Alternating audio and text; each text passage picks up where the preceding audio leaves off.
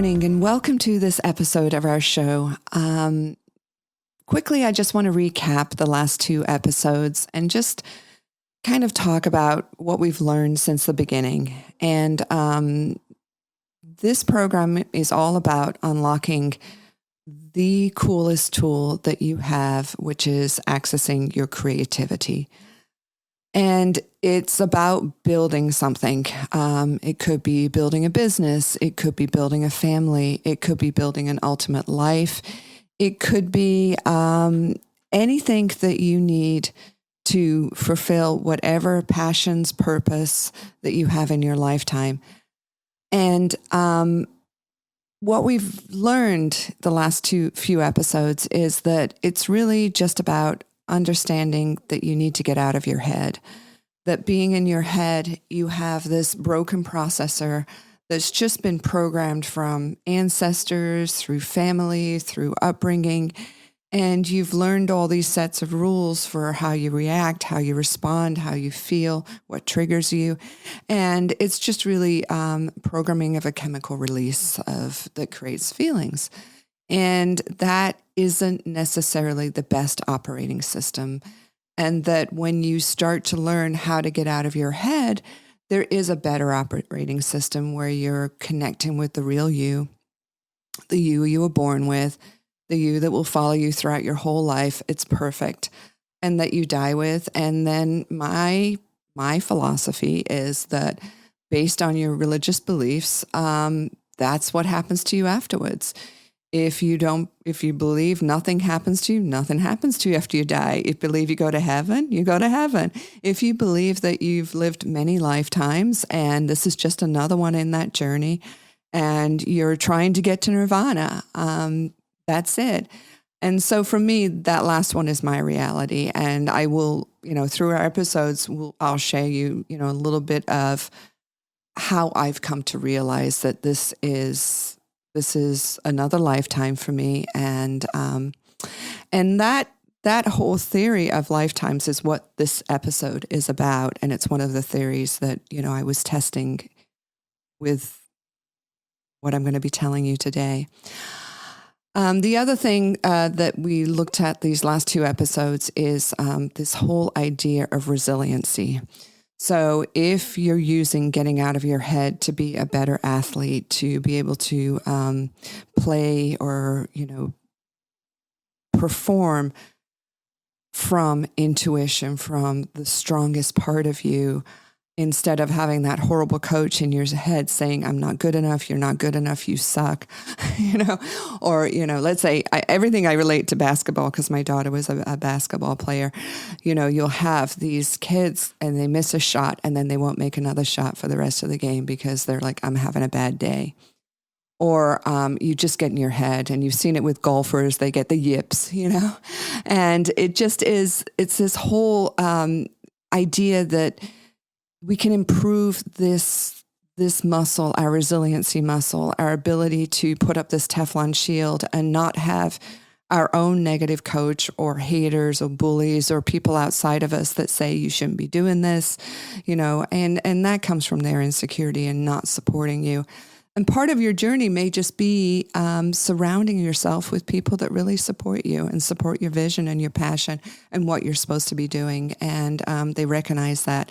So it's this whole idea that the more you get out of your head, the less impact these people and these thoughts have on you. And then you can put everything in perspective when you start to realize that everything that's happening to you is not being done to you, it's being done for you. Everything that the terrible things that may have happened in your life are all part of this life that you signed up for. And, this is part of your journey. There's a why to everything. And just asking the question, why? And you keep going deeper and deeper and deeper, and you can start to unravel why things have happened. And then your passions come from those things that just ignite your soul. They make you feel great, but at a whole new level of feeling great. This isn't just a good feeling. This is a feeling of like, I'm in alignment with what I'm supposed to be doing, where I'm supposed to be. And then if you can create a life built around that, around passion, around purpose, around what impact you're supposed to have, then it is the most resilient because everything has no weight.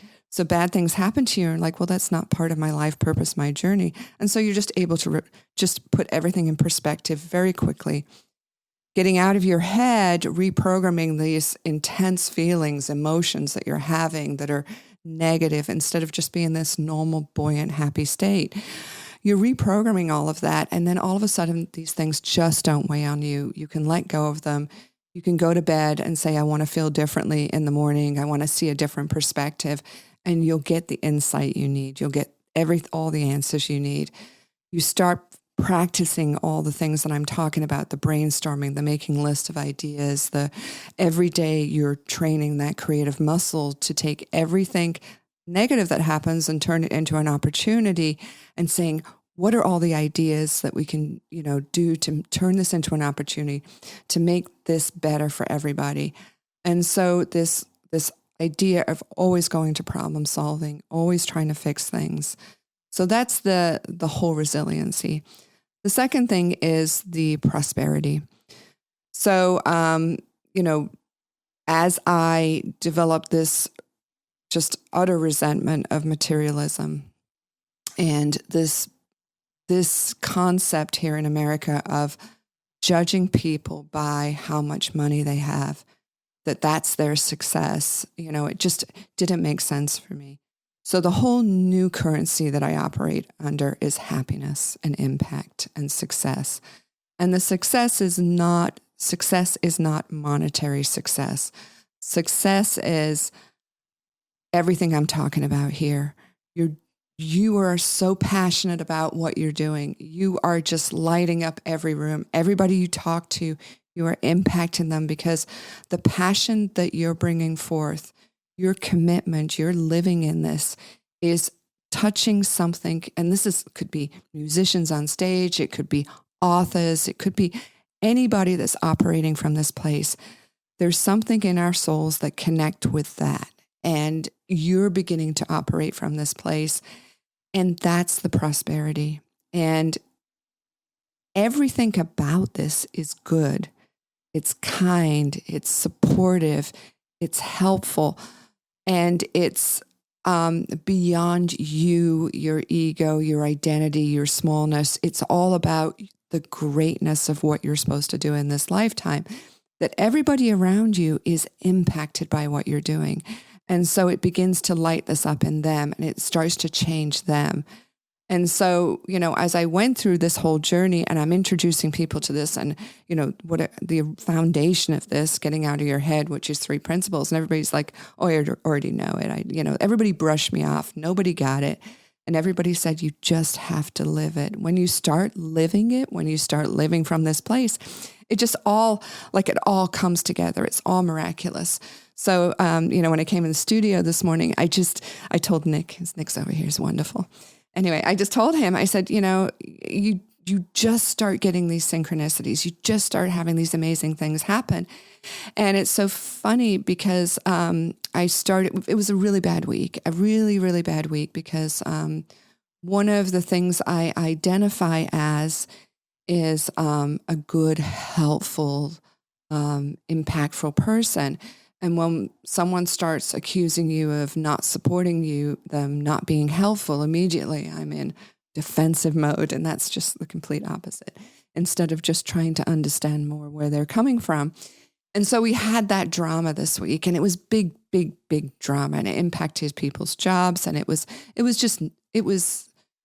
ugly. That's the only way to describe it. And it really, it knocked me off my center balance. It knocked me off. And, and I did my Teflon. I said, this really isn't part of who I am, where I'm going, what I'm doing, my life purpose. None of this is part of this journey, what I'm talking to you about today. And so as when you start to get into this alignment, things just happen that you cannot explain. So it just happened that on my schedule, and I wasn't looking at it, I wasn't prepared for it, but between the last 2 days after this seismic event that shook me, the last 2 days, I just happened to have meetings with my first 3 guests. And every one of them, I said, hey, this is what I'm doing. You've already committed to being on the podcast. We're getting ready to schedule those. And are you good? And everybody's like, yes, I can't wait to do it. I love it. I'm really excited for what you're doing. And then my first guest, I'm like, I have to reach out to my first guest. I have to get her, on my schedule. And I know this is the busiest time of year for her right now. And it just happened that one of my friends, once you get into this world, you get lots of friends that are very much in alignment with you. So she owns a candy company and she's passionate about candy and, making everyone's life a little sweeter. I think it's beautiful. So that's her passion. Anyway, so she was doing a candy bar for this fundraiser. And she actually, in exchange for doing the candy bar for the fundraiser, she got 5 tickets. And at the last minute, she invited my husband and I. And so we went last night, and guess who was the entertainment? My first guest. And I'm like, Miranda, I'm like, hey, my podcast is going now. Hey. And she's like, I can't wait. And I said, I know this is your busiest time. Can you do it whenever you want to do it? I'm available. And so all my guests, my first 4 guests, just as soon as this horrible event happened, came into my life and, it's a little choked up. You start to see that everything starts to work and everything says, yes, yes, yes, you're supposed to be doing this. This is the impact you're supposed to have. And it's really cool. So the prosperity is the alignment with this. The prosperity is the impact. But there are monetary things that weigh on us. And we have to do whatever we can do to keep our peace of mind is the most important thing that we need to protect to be able to be in a creative space, to be able to be using this. And so there is this fiscal responsibility to balance your budget, to not spend more money than you have, to use this program, use the brainstorming, use the ideas to how can I get more money? How can I earn more money? Maybe you love your job. Okay. And this is one of my favorite analogies is if you started doing, and so part of the program is you have to learn to train your creative muscle. You have to learn everything that doesn't feel right, everything that's just off, everything that it's intentional and it's an opportunity to solve problems or to come up with solutions. So if you're in a job that you love, but you're not making enough money, start doing the problem solving with your company. So start looking at, this is a constant issue for us. This is a constant problem. It's hurting our flow. It's hurting our peace of mind. So look throughout your business or your department or your own job. These are all the things that disturb my peace of mind. And then start listing them out as problems and listing them out as priorities. And I always say, so you're going to do the same thing in your own life too.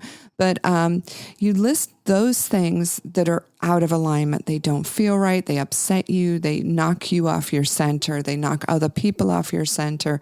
It creates discord between departments. There may be somebody that's always upset and angry, and it's just ruining everybody's world. And so what you start to do is you start to make, and it's just 2 minutes a day. Brainstorming's 2 minutes a day. You want to get like a little timer like the kids have for their toothbrushes, and I can't, claim this. There's a whole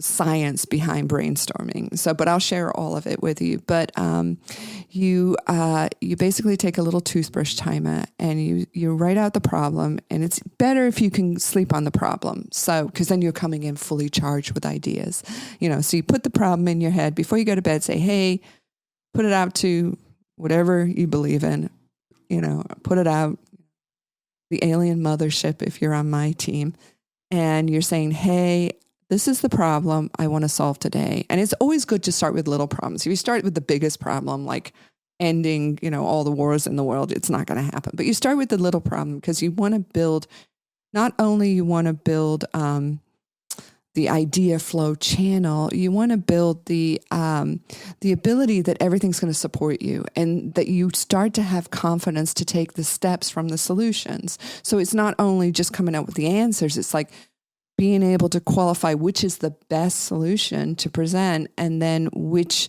are the next steps? And then those are the next problems that you solve. Like, okay, so I need to do this. How do I solve that? And then the problems become the next set of problems. And you start shifting the whole momentum where you're taking control of your life when you're becoming a creator. So you have this job you love and you're not making enough money. So you start to take the small problems that are happening, that are disrupting flow, they're disrupting peace of mind, they're creating drama, they're creating inefficiencies, they're creating waste. Waste is a great one. Or they are creating risk for the business. And you start to then identify all the problems that are happening around you. And then you start to do brainstorming on the solutions. You put the problem out there before you go to bed, you sleep on it, and then you start making a list of solutions. You start to compile this whole document, and then you go to your boss and say, look, I have been observing all of these things, and I have all of these solutions. All of these solutions will help solve all of these problems, and I believe that I can save us 20%, and I would like 10% of that, which increases my salary by 30%, but I want to take my ability to solve problems, and I want to take it into every department, and I want to increase the net profit of this business by 15% next year. Would paying me 30% more and you get 15% on the other end, is that a good value proposition? And I will still do my job, but all these things will make me so much more efficient that I'm not only doing my job, I'm bringing problem solving, I'm bringing creative solutions into this company, and I am adding value. And as a boss that's had many employees, and as an owner, as a leadership team, somebody that's, instead of just complaining about problems, but all they're doing is coming with solutions all the time, solutions, ideas. Instead of being the negative, instead of just every day the team is dragged down by these things, you've got this one bright light in the company that's saying, hey, this is a problem we can solve. Hey, we can do better. We can get rid of this. This doesn't need to be an issue we face every day. Hey, we can do this. And then the beautiful thing about brainstorming, the beautiful thing about problem solving and tapping into this tool is when you get two people doing this and solving the problem, and they start to pivot off each other. And then when you get so let's say you take this person that's phenomenal at brainstorming now, phenomenal at creative solutions, and he works with 3 people. So the ideal size for brainstorming is 4 people. And you don't want more than 4 people in the group. You want 4 people. And it is always good to have somebody with an outside perspective. So somebody that has never seen the problem before, is not knee deep in the problem, and they're asking questions just to fundamentally understand what's going on. And from a place of curiosity, not saying, well, why does it work that way? And with that implication that you or someone on your team is doing something wrong, in just that curiosity, like, help me to understand the problem. Help me to understand all the things that create this and the components of it.